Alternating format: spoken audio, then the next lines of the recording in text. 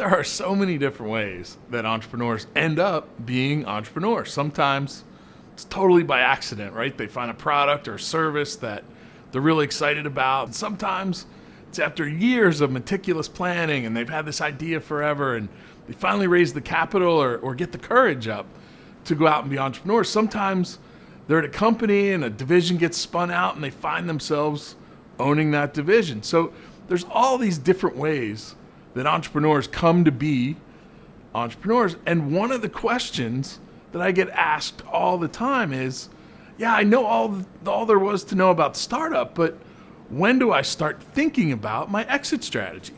And if you started accidentally or even with a lot of planning, you very likely were not thinking about how am I going to sell this business one day? You're worried about payroll and where are we going to find customers and how do I keep the lights on? But we strongly advise at Align 5 that the best time to start thinking about your exit strategy is today. Whether today's your startup day or you're in the middle of your run or you're going to sell next week, the best time to start thinking about your exit strategy is as soon as possible.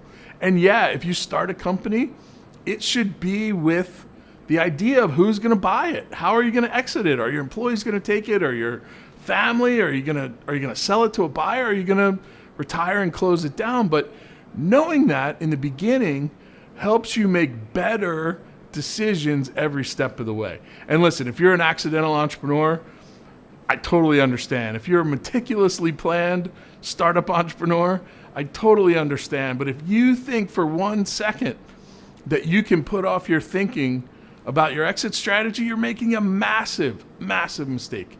The time to think about exiting your business is literally right now. Whether you're going to start it next month or you're going to sell it next month or you're anywhere in between, you have to be always thinking about who is the ultimate buyer for this business going to be. Might be your kids, might be your employees, might be another buyer, it might be your retirement.